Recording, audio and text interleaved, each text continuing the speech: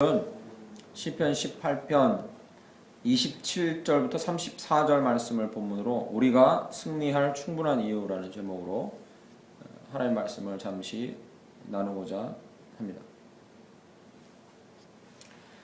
요즘엔 이 시대에 한 방을 노리는 인생들이 참 많습니다.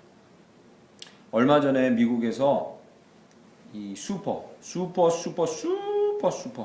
정말 천문학적인 돈이 걸린 로또가, 우리나라로 말하면 로또가 지금 당첨되기만 하면 이 사람은 천문학적인 돈을 소유할 수 있게 된 기회가 왔습니다. 지금쯤은 아마 임자가 발표가 됐을 거예요. 근데 저는 크게 관심이 없어서 누가 임자인지까지는 몰랐는데 한 달 전부터 그게 이슈였어요. 누적 상금이 쌓이면서 돈이 천문학적인 돈이 돼요. 정말 천문학적입니다. 들으시면 뒤로 넘어갈 정도. 그런데 그 사건이 있은 이후로 우리나라 로또 가게도 지금 막 대박을 맞았어요. 엄청나게 손님들이 많아집니다. 한 방을 노리는 사람들이 이 시대에 참 많습니다. 정말 많습니다. 그런데 이런 사람들을 저는 마냥 비난하고 싶지만은 않습니다. 그렇다고 제가 로또 사고 싶은 건 아닙니다. 그럴 마음은 없지만, 그러나 이 사람들을 또 비난하고 싶은 마음만은 없는 게, 우리나라에 지금 만연되어 있는 생각이 뭐냐면 노력해도 길이 없다라는 생각이에요. 우리나라에 만연되어 있습니다. 특히 젊은 사람들 사이에서 20대부터 한 40대 사이에 이 허리가 되는 사람들 사이에 노력을 해도 되지 않을 것이라는, 사회가 변하지 않을 거라는 이 생각이 팽배해져 있는 게 사실입니다. 그래서 이 시대를 이 한 방을 노리는 태도로 살아가지도 않고, 그걸 택하지도 않고, 그렇다고 해서 삶을 아예 포기하는 것도 택하지 않고 정상적인 삶을 살아가면서 이 시대를 어떻게 버틸 수 있느냐, 이거는 답이 하나밖에 없어요. 제가 얼마 전에도 청년들을 만나고, 저희 교회와 관련 있는 청년을 만나고 또 어떤 집사님들을 만나면서 한 얘기지만, 이 시대에는 살아갈 수 있는 방법이 물질적인 걸로는 더 이상 답이 안 나오고 멘탈이 강해요. 여러분 그 개그 콘서트에서 멘탈갑 보셨잖아요, 그죠? 네. 멘탈갑 보셨죠? 어떤 상황이 막 닥쳐와도 멘탈이 강한 이런 사람이 될 수밖에 없는 상황이에요. 그러니까 멘탈을 강하게 하는 것이 이 시대로 살아남는 길이 아닌가 생각합니다. 그렇지 않으면 절망에 빠져서 한 방을 노리는 쪽으로 흐르거나 또는 아예 인생에 대해서 포기하는 상황까지 처하게 된다는 거죠. 한 번에 귀가 뻥 뚫리는 그런 기적이 있나? 한 번에 삶이 완전히 이렇게 뚫려져 버리는 그런 기적이 있나? 만약에 있다면, 솔직히 말하면 그런 정답이 있다면 저부터 찾아가겠습니다. 그러나 그런 정답이 쉽지 않다는 거죠. 그런데 오늘 본문 말씀의 시편 18편은 그 표제어를 보면요, 야, 도대체 이런 사람이 있을까? 이 사람은 한 방이 있는 사람이고 진짜 인생이 시원하게 뻥 뚫린 사람 같은 그런 느낌을 받습니다. 표제어만 보면 그렇습니다. 표제어에 이렇게 쓰여 있습니다. 여호와의 종 다윗의 시, 인도자를 따라 부르는 노래, 여호와께서 다윗을 그 모든 원수들의 손에서와 사울의 손에서 건져주신 날에 다윗이 이 노래의 말로 여호와께 아뢰어 이르되. 주일날 저희가 살펴봤죠, 그죠? 시편은 뭐가 중요하다고요? 표제어가 중요하다. 배경을 갖고 있고 사람의 이 고백이 담겨 있는 성경이기 때문에 표제어가 중요합니다. 적어도 이 시편 18편을 쓴 이 다윗은 이 18편을 쓰면서 이런 고백을 하고 싶은 거죠. 나는 하나님의 손에 의해서 모든 원수로부터 건짐을 받은 행운아이다. 정말 다윗이 이 표제어만 보면요, 한 방이 있는 사람이었어요. 도대체 모든 원수로부터 자기를 구원해낼 만한 든든한 백을 갖고 있는 사람이 어디 그리 많겠습니까? 많지 않는 거죠. 그렇지 않습니까? 그죠? 나는 아무리 많은 사람이 와도 두렵지 않다. 왜냐하면 나를 원수들의 손으로부터, 모든 원수들의 손으로부터 구원해 줄 자가 나에게 있다.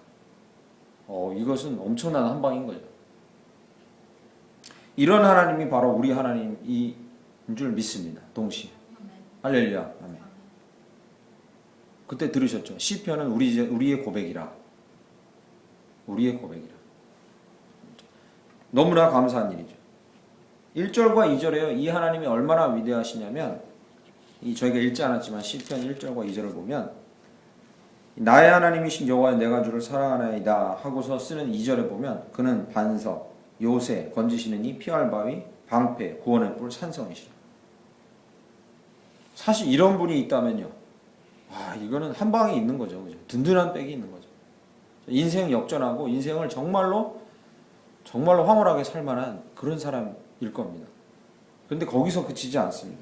오늘 본문 말씀 7절에서 15절 사이에는 저희가 읽지 않았지만 너무나도 우리 상상력으로는 도저히 상상할 수 없을 정도의 위대한 하나님이 여기 7절부터 15절까지 그려져 있습니다. 7절에 보면 하나님이 진노만 하셔도 땅이 진동하고 나를 뒤에서 봐주시는 그 하나님이 진노만 해도 땅이 진동하고 산들이 터가 요동친다고 7절에 써 있어요. 어디 그뿐입니까? 8절에서는 그의 코에서 나오는 연기, 입에서 불이 나와서 모든 우주의 것들을 살을만 하고 9절에요. 하늘을 걷어버리고 내려오신답니다. 이 걷어버린다는 게 하늘을 아예 그냥 카펫처럼 걷어버리고 우리에게 다가오실 수 있는 황홀한 표현들이죠. 10절에 그분은 그룹을 타고 다니시는 분이고 천사들이죠.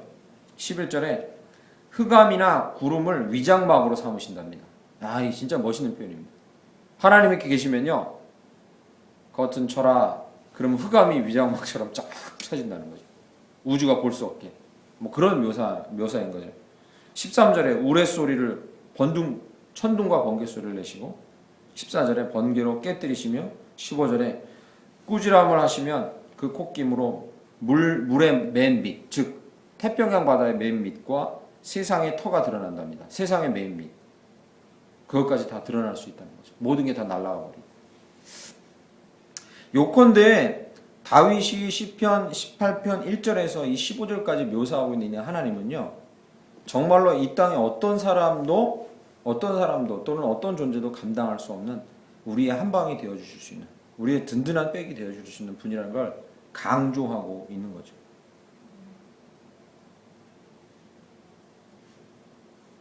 이런 분이 우리 하나님이라는 것에 대해서 우선 마음 깊이 진심으로 받아들이시고 그리고 아멘하고 화답하시고 그것을 신뢰하시고 붙드시는 저와 여러분 되길 간절히 축원합니다. 정말 놀라운 능력이며 환상적인 이 모습입니다. 한마디로 표현하면 이것입니다. 그분은 그의 전능하신 능력으로 온 우주적이며 초자연적인 역사를 언제든지 일으키실 수 있는 분이다. 그렇게 결론 지으면 되겠습니다. 그래도 되겠죠, 그죠? 15절까지 내용을 정리해보면. 그런데 저희는 진지하게 한번 생각해 보아야 됩니다. 무엇을요? 우리가 도움이 필요할 때, 그 하나님의 도움이 필요할 때 우리는 이런 식의 도움을 요청해도 되는가? 1번 그것을 물어봐요. 그렇죠? 우리가 도움이 진짜 필요해요. 얼마 전에 그 대입 시가 있었는데 수학 능력 시험이 있었는데 내가 하나님을 믿는 사람이고 수학 능력 시험을 보러 가다가 차가 너무 막히는데 1시간에 걸릴 거리인데 지금 꽉 막혀가지고 도저히 갈 수가 없는 거예요. 3시간은 걸릴 것 같아요. 그러면 우리는 이 하나님에게 이러한 도움을 이런 식으로 요청해도 되는 거예요. 주여, 구름을 말아 올리시고 도로를 다 마셔서 내 차만 들어가지고 입시 장소에 갖다 놔 주십시오. 우리가 이런 기도를 요청해도 되겠는가? 되겠습니까? 물론 안 되겠죠. 그죠? 그럼 두 번째, 하나님은 만약에라도 그런 요청을 하시면 하나님은 들어주실까? 우린 그 질문을 해봐야 되는 거죠. 오늘 시편 기자가 18편 1절에서 17절까지 묘사하고 있는 이 하나님은 이 묘사한 그대로인 하나님이 맞습니다. 정말 맞아요. 그러나 저희는 분명히 알아야 됩니다. 우리가 우리의 인생에서 이러한 위대하신 하나님이 우리의 인생에서, 우리 우주에서, 이 세상에서, 이 땅 가운데서 역사하시고 우리에게 응답하시는 방식이 무엇인지 모른다면 우리는 답답하기만 하지 승리하는 삶을 살아갈 수가 없습니다. 하나님이 우리에게 뭐든지 해주실 수 있지만 그러나 우리가 이 땅에서의 삶에서 그것을 어떻게 해결하고 어떻게 맞닥뜨리기를 원하시는지 우리가 그 코드가 하나님과 맞지 않는다면 우리는 그 전능하신 하나님을 조금도 경험하지 못하고 왜 하나님이 그런 하나님인데 나를 도와주시지 않나고만 하다가 하소연하고만 살다가 이 땅의 삶을 마감할 수밖에 없을 겁니다. 그래서 오늘 본문 말씀 시편 18편에서 이 기자가 1절부터 17절까지 읽고 있는 이 시는 이런 하나님이니까 그런 걸 구해보세요. 그러면 여러분 승리할 수 있을 거예요. 만약에 길을 가다가 어두운 길에서 남자친구나 여자친구랑 길을 가다가 깡패들이 만나면 이렇게 구해보세요. 콧김으로도 천둥을 발하시고 땅의 바닥까지 나타내신 하나님, 콧김을 불어서 이 나쁜 놈들을 땅에 납작하게 엎드려 이렇게 쓰러뜨리게 해주세요.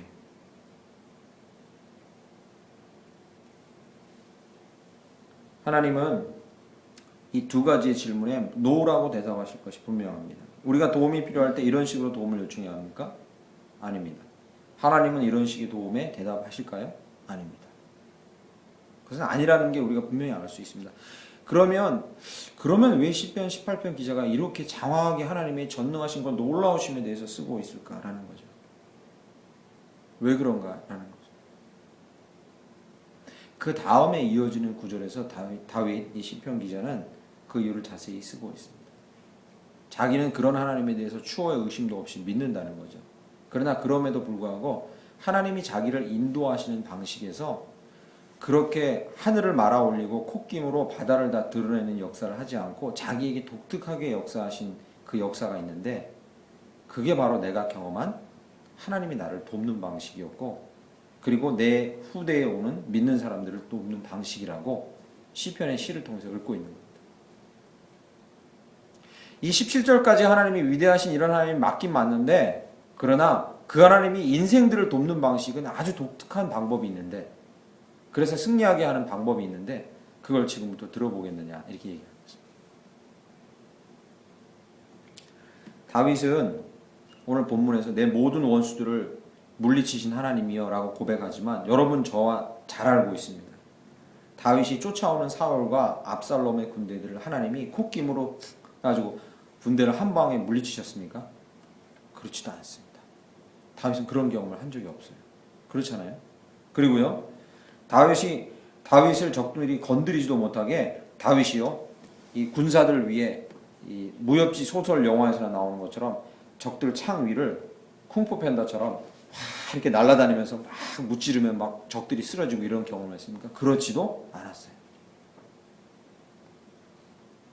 다윗은 적들에게 쫓겨서 숨어서 인생의 3분의 1을 보냈고 들킬까봐 두려움에 떨면서 그렇게 보냈어요.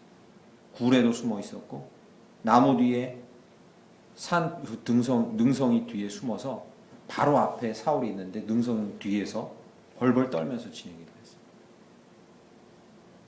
가까스로 생명을 건졌고 위기를 넘긴 경우가 한두 번이 아닙니다. 왕으로서는 정말 체면국인인 일도 너무나 많이 겪었어요. 그래서 다윗은 자기 입을 통해서 이렇게까지 고백했죠. 죽음과 나와의 사이는 한 걸음뿐이라. 자기는 그런 인생을 살아왔다는 거예요. 한 걸음만 잘못 디디면 죽음이라는 거죠. 그런 인생을 살아왔어요. 오늘 시편 18편의 고백처럼 어떻게 다윗이 그런 삶을 살았는데 이런 고백을 할 수 있을까라는 것이 저희는 시편을 읽으면서 17절까지를 읽으면서 궁금해져야 마땅해요. 궁금해져야 마땅합니다. 어째서 그럴까? 그럼에도 다윗이 시편 18편 2절을 통해서 그는 나의 반석이요 요새요 피할 바위요 건지시는 이요 방패요 구원의 뿔이라고 어째서 그렇게 말할 수 있었을까? 그것은 오늘 본문 말씀 저희가 읽은 시편 18편 27절부터 34절 사이에 세 가지의 방식으로 하나님이 다윗을 돕는 방식으로 그래서 승리하게 하는 방식을 다윗이 체험한 후에 28절부터 27절부터 34절에 써놓고 있습니다. 첫 번째는요. 하나님은 다윗을 승리하게 하셨습니다. 모든 적들로부터요. 왕으로 세우시고 그리고 후대에 모든 믿는 자들에게 본을 세우셨는데 그 첫 번째는요. 그 적들을 한 번에 콧김으로 떠나가 버리게 하시는 방식이 아니라 첫 번째 겸손하게 낮추심으로 그렇게 하셨다. 할렐루야. 아멘. 27절에 이렇게 쓰고 있습니다. 18편 27절 보시죠. 주께서 공고한 백성은 구원하시고 교만한 눈은 낮추시리이다 쓰고 있죠.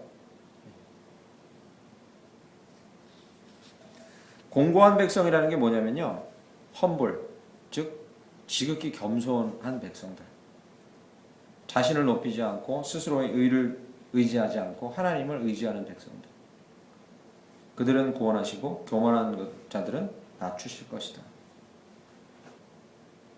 하나님이요, 그 백성들이 승리하도록 그 백성을 도우시는 방식은 앞에서 적들을 깡그리 무조건 없애주시는 게 아니라 그를 적들 앞에서 겸손하게 하시고 문제 앞에서 겸손하게 하시고 자기가 겪고 있는 어려운 상황에서 겸손하게 하셔서 하나님이 일하시도록 만드신다. 할렐루야. 잠언 16장 18절에도 써 있습니다. 교만은 패망의 선봉이요 거만한 마음은 넘어짐의 앞잡이라. 우리가 하나님을 믿을 때, 우리가 하나님을 신뢰할 때 하나님께서는 우리를 승리하게 하시는 줄을 믿습니다. 아멘. 그런데 그렇게 하게 하는 방식은 겸손하게 그분만을 의지하게 엎드리는 게 하심으로 그렇게 하십니다. 근데 왜 그렇게 하시는지 여러분 한번 생각해 보셨습니까? 우선 적을 없애 주시고 겸손하게 하시면 되잖아요. 왜 겸손케 하시고 먼저 엎드리게 하신 다음에 하나님 일하게 하시겠습니까? 생각해 보셨습니까? 잘 생각해 보세요. 우리 눈앞에서 적들이 먼저 싹쓸이 없어져 버릴 때 우리는 반드시 교만해질 수밖에 없기 때문에. 하나님은 그걸 너무나도 잘 아시는 분이거든요. 그러니까 우리 앞에서 우리가 했는데 실은 하나님이 겁을 줘서 다 물러갔는데 내가 하니까 다 물러갔구나, 이렇게 생각할 수 있는 사람들이 저희들이거든요. 하나님이 모인 사람들, 청중들의 마음을 막 움직여가지고 은혜를 끼쳤는데 내가 설교를 잘하니까 성도들이 막 눈물을 흘리는구나 하고 오해할 수 있는 백성들이 저희들이거든요. 그러니까 하나님은 하나님께서 적들 앞에서 우리를 세우시거나 문제 앞에서 우리에게 해결을 주시기 전에 먼저 하시는 일이 뭐냐면 우리를 겸손하게 낮추신 다음에 우리가 하나님만을 붙들 때 하나님이 그제서야 일하신다는 거죠. 그런 방식으로 우리에게 승리를 주신다는 거죠. 잘 생각해 보십시오. 잘 생각해 보세요. 하나님께서 우리들 앞에 있는 적들을 하나님이 단번에 섬멸하시고 소멸해 버리시고 또는 심판하시고 벌을 주셨는데, 그런데 그 상황에서 우리가 교만하면요, 우리가 그렇게 나쁘다고 얘기하는 적들은 다 섬멸됐는데 우리는 교만한 채로 남아 있어요. 하나님 우리를 어떻게 하시겠습니까? 우리도 다루시겠죠.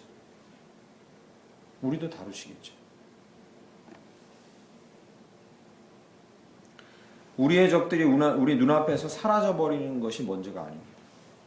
우리의 눈앞에서 우리의 문제가 모두 사라져버리는 게 그게 먼저가 아니라 우리가 겸손해져서 하나님을 구할 때 하나님은 우리에게 승리를 주신다는 사실을 기억하시길 간절히 축원합니다. 그것이 우리가 승리하는 방식이고 우리가 승리할 충분한 이유이고 그리고 우리가 승리를 추구할 방법입니다. 얼마 전에요, 이 SNS를, 저는 SNS 중독은 아닙니다. 보면 이제 유익한 정보가 있으면 이제 빨리 캡처를 하는데 요즘에 세간에 떠도는 아주 희한한 청년 이야기가 이제 기독교인들 사이에서는, 일반인들도 많이 조회수가 많고 기독교인은 특히 많은데요. 한 청년이 있는데 결혼도 안 하고요. 낮에는 열심히 자기 직장에서 일하고 저녁에는 거리로 무조건 나가서 길거리 사람들과 노숙인들에게 무조건 불러서, 집 나온 청소년들 무조건 불러서 아무 이유 없이 밥을 사준다. 너 저녁 안 먹었어? 길거리 애들 놀고 있잖아요. 아니면 노숙인들. 아저씨 저녁 안 드셨어요? 예, 갑시다. 저녁 사준대. 자기가 번 돈의 대부분을 그런 데 쓴대. 나가서 저녁 사주는데. 그리고 나서 이제 이 청년이 하는 일이 자기의 명함을 한 장 주고 언제든지 나를 다시 만나고 싶으면 또는 배고프면 연락하라.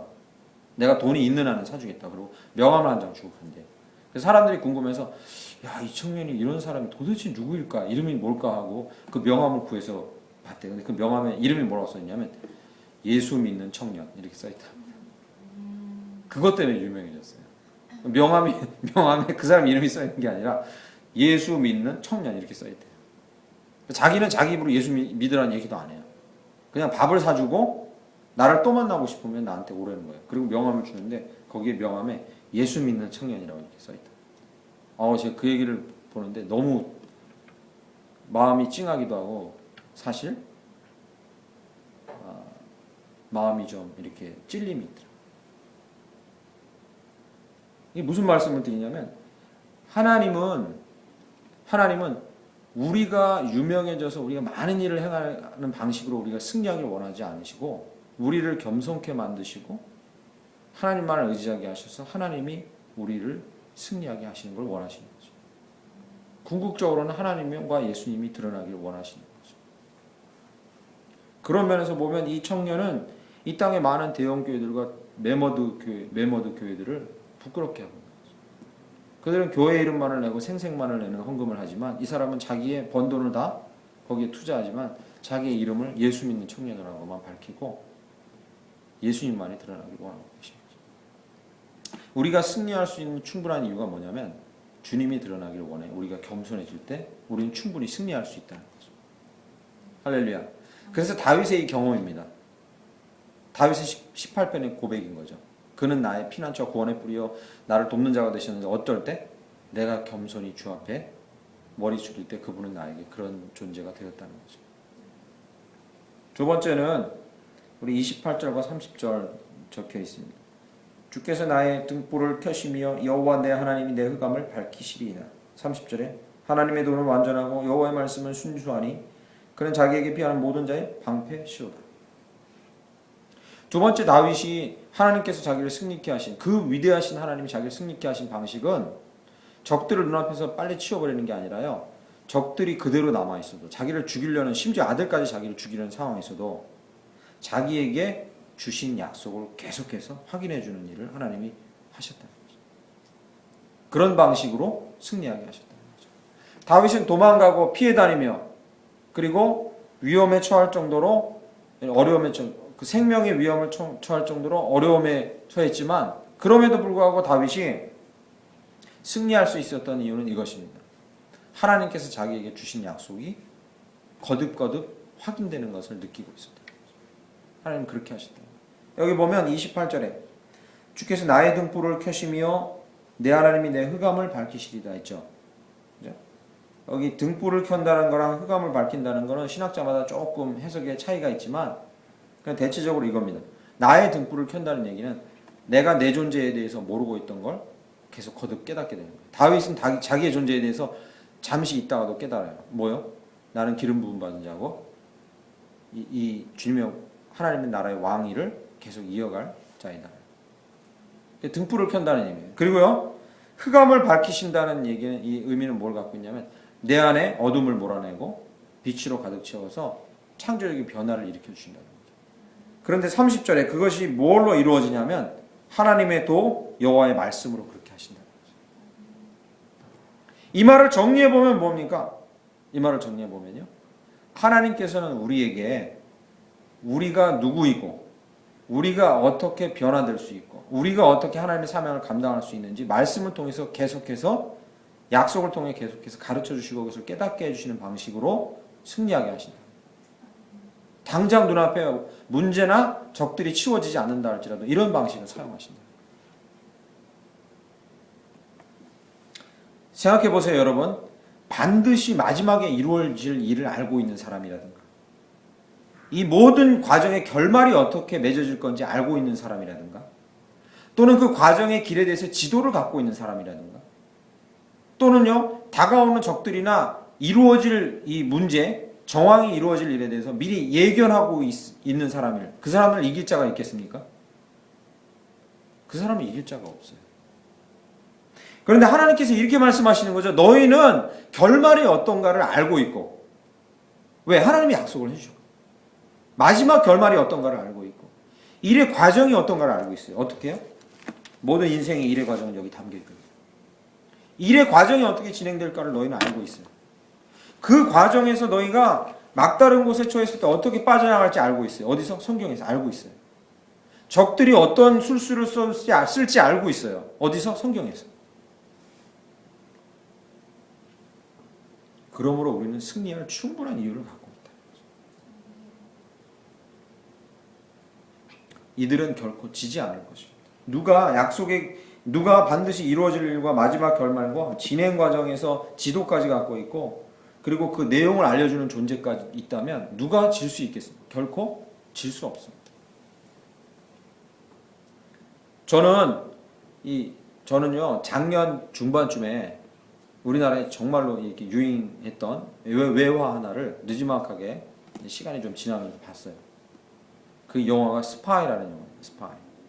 스파이라는 영화인데 영화 내용이 정말로 코믹한데도 불구하고 주는 이 메시지가 강해서 우리나라에 되게 큰 히트를 했어요. 내용이 뭐냐면 이 스파이, 영국의 스파이가 되려고 했던 유명한 이 007이 나오는 이 MI6 있죠? 영국의 그 첩보기관 거기에 이 근무하려고 들어간 여자가 있는데 이 사람은 모든 과정을 다 통과했음에도 불구하고 뭐 첩보, 무술, 뭐 정보 수집 다 통과했음에도 불구하고 자기 몸 관리를 못 해가지고 몸무게가 입사했을 때보다 이 2배 이상이 불어난 거예요.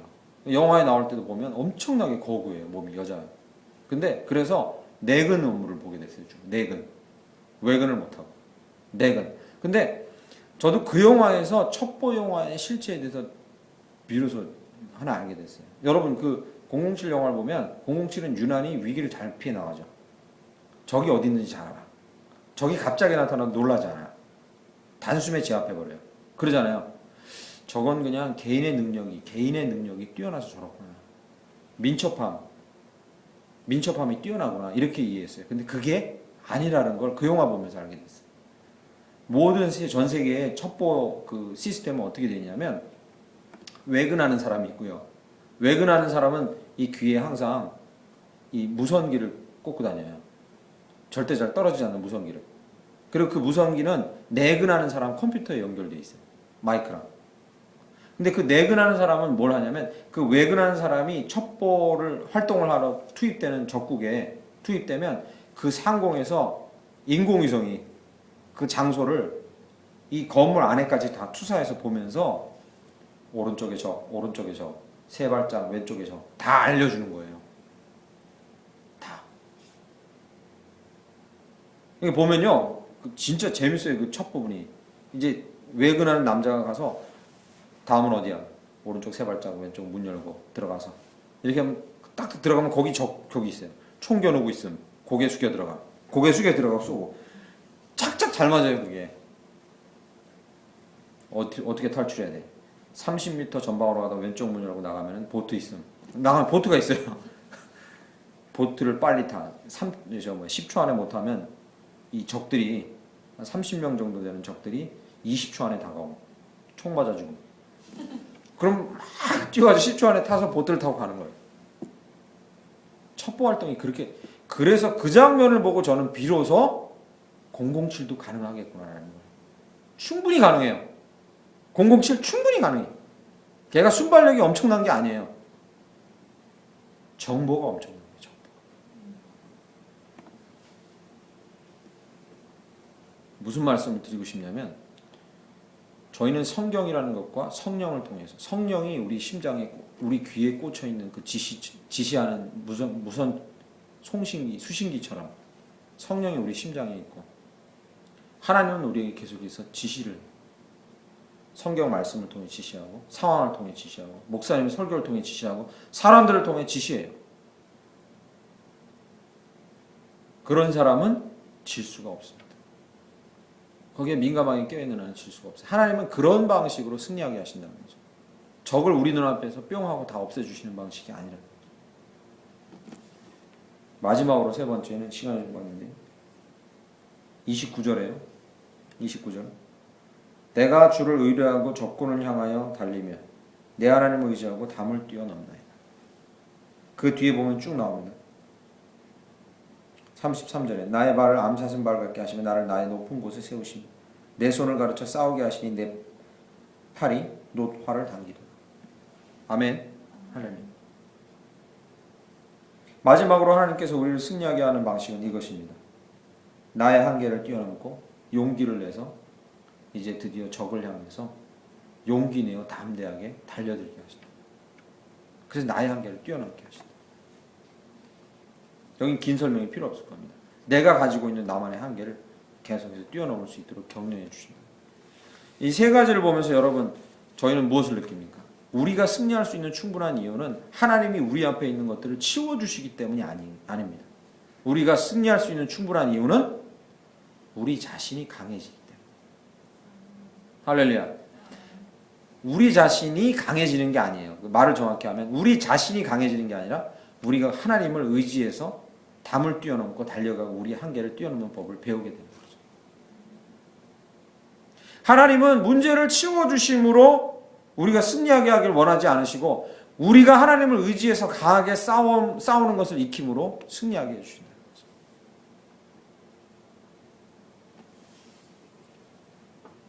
세상을 변화시켜서 우리에게 늘 승리를 허락하시려고 하셨다면요. 하나님 만약에 세상을 변화시키고 문제를 없애주시고 다 없애주심으로 우리에게 승리를 주시려고 만약에 하신다면 매번 그렇게 하신다면요. 주님이 빨리 오셔야 됩니다. 왜? 없어져야 될 사람들이 많거든요. 악당들이 너무 많아서 주님이 빨리 오셔야 돼요. 김성주 괴롭히고 있는 일 없애고 누군가를 저도 괴롭히겠죠. 그런 식으로 하나님이 문제되고 괴롭히는 놈들을 다 없애기 시작하면 그냥 빨리 오시는 게 낫습니다. 그런 식으로는 안 하십니다. 어떻게 하십니까? 우리가 교만하지 않고 겸손히 하나님의 말씀을 받들어 승리를 취하기를 원하십니다. 우리가 허둥대지 않고 진리의 말씀 붙들기를 원하십니다. 우리가 믿음으로 순종하고 담대하게 우리의 한계를 뛰어넘기를 원하십니다.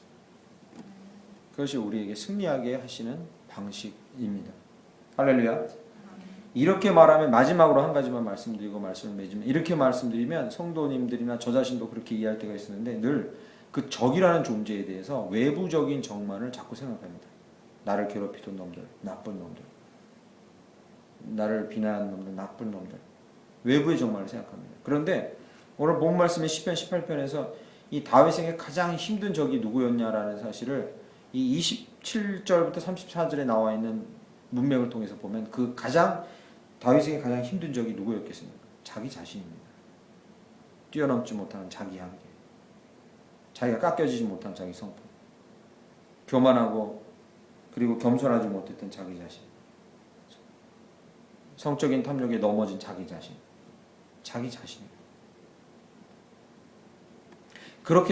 그렇게 생각하면 승리의 세 가지 요건이 딱 잘 들어맞습니다. 자기 자신을 쳐서 복종시키고 겸손할 때, 자기 자신을 허둥대지 않고 하나님의 말씀 위에 세울 때, 그죠? 그리고 자기 자신을 하나님 앞에서 하나님의 인도하심에 맡기고 순종할 때, 그때 우리는 자기 자신을 뛰어넘고 세상을 변화시킬 수 있다는 거죠. 1차적인 적은 자기 자신. 자기 안에 있는 두려움, 자기 안에 있는 한계인 거죠. 2015년 작년 12월 31일 날 미국의 한 교회에서 실제로 송구영신 예배를 드리고 있는데 미국의 한 교회에서 이 손에 자동소총이라 하면 한 발씩 나가는 게 아니라 당기면 한 100발이 한꺼번에 1분에 나가는 그런 총입니다. 자동소총을 들고 한쪽에는 탄창 긴 거를 들고 그리고 그 어떤 한 교회에 무장강도가 침입했다. 근데 이 무장강도가 저쪽 예배당 끝에서 문을 확 열고 들어오는데 그때 예배를 집례하고 있던 목사가 레리 라이트라는 목사입니다. 그런데 이 레리 라이트가 순간 5만 가지 생각이 머릿속에서 이렇게 교차하다가 그 무장강도가 총기를 들고 앞으로 걸어 나오는데 이 목사가 걸어 내려가서 또박또박 가서 가까이 가서 천천히 중앙에 서서 그 강도가 가까이 오니까 이 목사가 이렇게 물었답니다. Can I help you? 이렇게. 그 강도가 그 말을 듣고 총을 갈긴 게 아니라 지금부터는 영어로 못합니다. 이제 한국어로 해야 됩니다. 그 강도가 총을 갈긴 게 아니라 그때 한 얘기가 저를 위해서 기도해 주시겠습니까?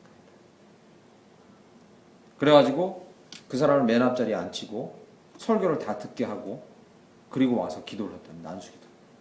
그 사람은 이 총기를 버리고 회개하고 그리고 그 사실이 알려지니까 그 사람을 이 경찰서에 잡혀갔는데 경찰이 훈방 조치했답니다.